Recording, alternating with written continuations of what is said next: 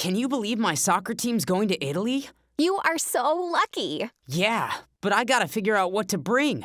I don't even know what the weather's like there. Hold on, I'll check it for you. Great, thanks. Oh my gosh, it's freezing in Italy. The high's only 24. Mia, that temperature's in Celsius. Click the American flag. 75. Now that sounds better. To you, maybe, because it's in Fahrenheit, the way we measure temperature.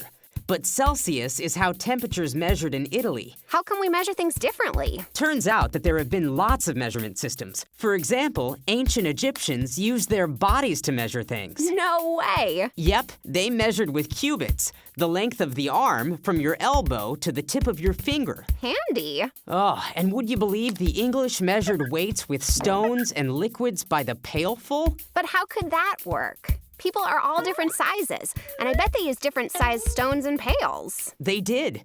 Measurements were all over the place until the English set up a system of standard units that made all measurements consistent. You mean they decided exactly how long an inch would be? And a foot, a yard, and a mile, too.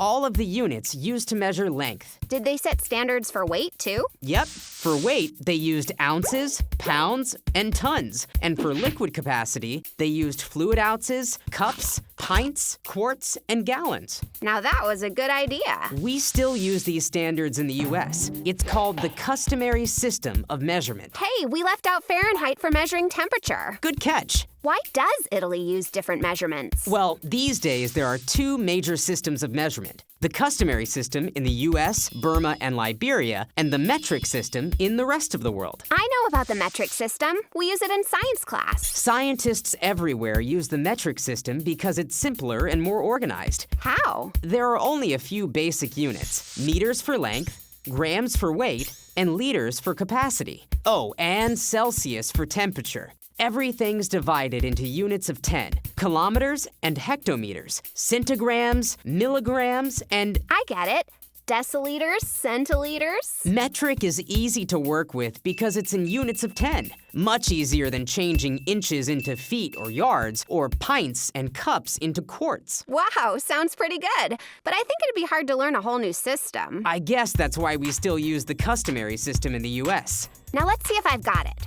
There are two systems of measurement, the customary system and the metric system, and they use different units to measure things. For length, the customary system uses inches, feet, yards, and miles, and the metric system uses variations on the meter. For weight, the customary system uses ounces and pounds, and the metric system uses grams and kilograms. For capacity, the customary system uses liquid ounces, cups, pints, quarts, and gallons, and the metric system uses liters and milliliters. And for temperature, it's Fahrenheit versus Celsius. That's it. RJ, speaking of measurement, you're never going to have enough space to get all that stuff into one tiny suitcase.